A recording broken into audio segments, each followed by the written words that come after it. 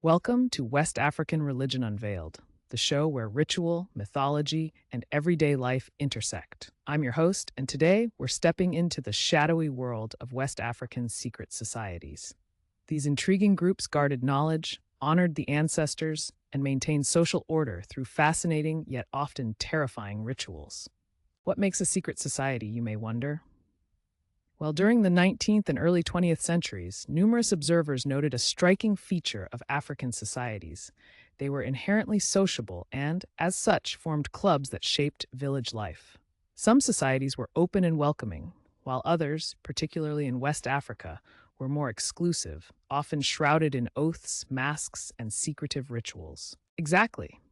These secret societies were not just about secrecy for its own sake.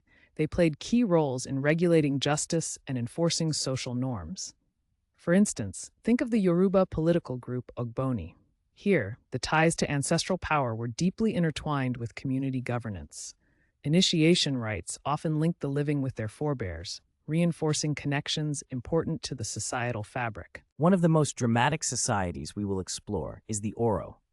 Flourishing mainly in western Yoruba territory, places like Abeokuta and Ijebu, Oro is understood as the spirit of the departed, personified through eerie sounds echoing through the trees at night. That's right. Oro is a men-only institution whose power relies heavily on controlling both space and sound. When Oro comes out, all women must stay indoors with doors locked tight and lamps extinguished. Just picture this. The society roams through the night, seeking to round up wrongdoers and keeping witches at bay.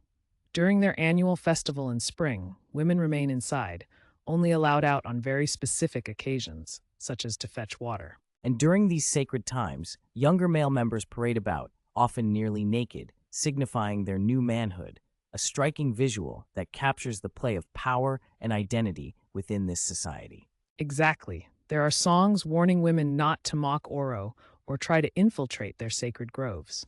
The consequences, as legend has it, can be severe.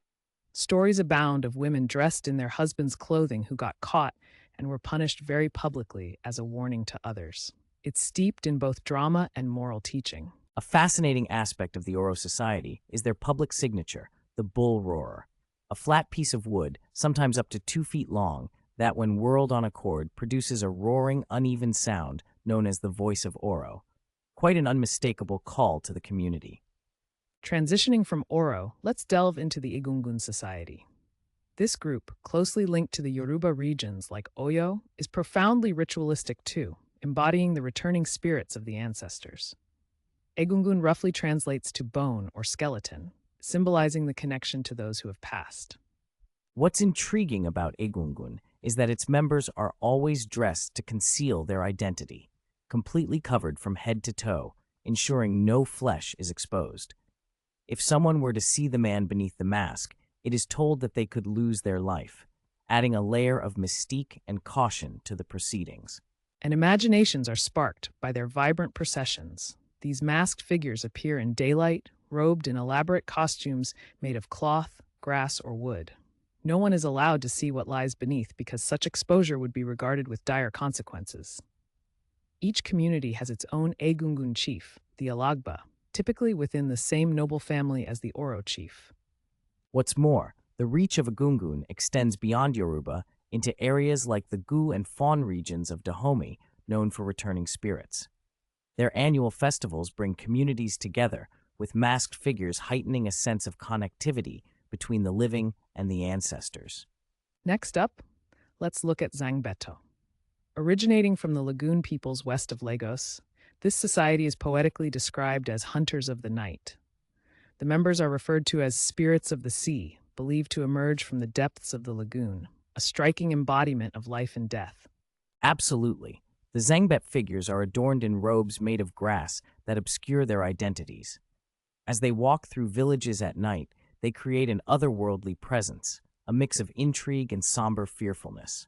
For the locals, these beings symbolize the ancestral spirits and the constant monitoring of the village. The chief of Zangpeo, known as Zangan, commands attendants called flies who serve to oversee community security.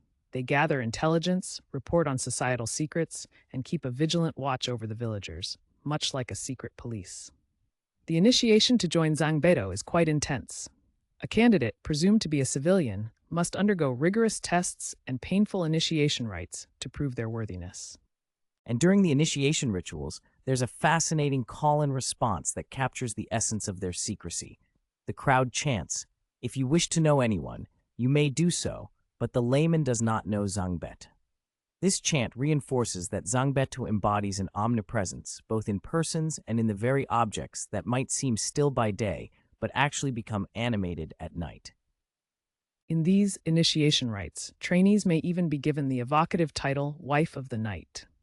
It's essential to recognize these titles come from a place of respect, albeit within the confines of an all-male society. The communal aspect is also highlighted in ritual songs proclaiming that outsiders should steer clear of Zangbeta. And today, Zangbet often serves a critical role as village sentinels. Members patrol at night, ensuring safety within their communities, while invoking hints of ancient practices in a modern-day context. Now, as we dive deeper into different societies, let's briefly highlight a few others like Adamu Orisa, Eluku, and Jaled. These societies often blend elements of drama, policing, and deep spirituality. For example, the Adamu Orisa Society around Lagos stages elaborate performances that characteristically honor important figures' funerals. The Eluku Society stands out too. Grounded in the Ijebu area, it is closely tied to the dead and also to civil authority. The society is nocturnal, its gatherings marked by chilling shrieks, a sound that denotes their arrival during funeral rites and festivals alike. And let's not forget Jaled. Known for spectacular masked dances, dancers wear intricately carved wooden masks of animals, often embodying feminine features, all while performing in sacred spaces adorned with bird and snake motifs.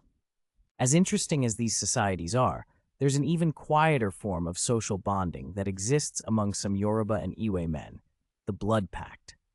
Often considered a brotherhood, these pacts involve a lifelong commitment sealed through ritual. Imagine this scene. Friends, whether men or women, gather under the moonlight in a forest, pledging lifelong allegiance with blood. Here's how it goes. They kneel naked in a circle, with a human skull at the center. They mix their blood with water, a viper's head, and crushed leaves in this sacred space.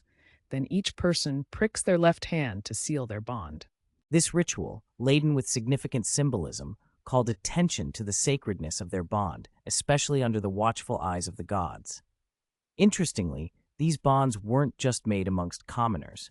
Historically, rulers like King Gezo of Abome have made similar pacts, merging diplomacy with intimate alliances. The fabric of secret societies weaved through West Africa paints a picture of cultural richness. Far from being mere curiosities, they serve as central institutions regulating justice, enforcing morality, staging vital performances, and mediating between the living and the dead. That's a beautifully holistic summary. It's fascinating how these societies embody a blend of surveillance, spirituality, and community. Each distinction between societies reveals the complexities of West African socio-cultural systems. Thank you for joining us on this insightful journey into the world of West African secret societies. We hope this electrifying fusion of history, power, and mythology sparked your interest as much as it did ours. Until next time, keep exploring.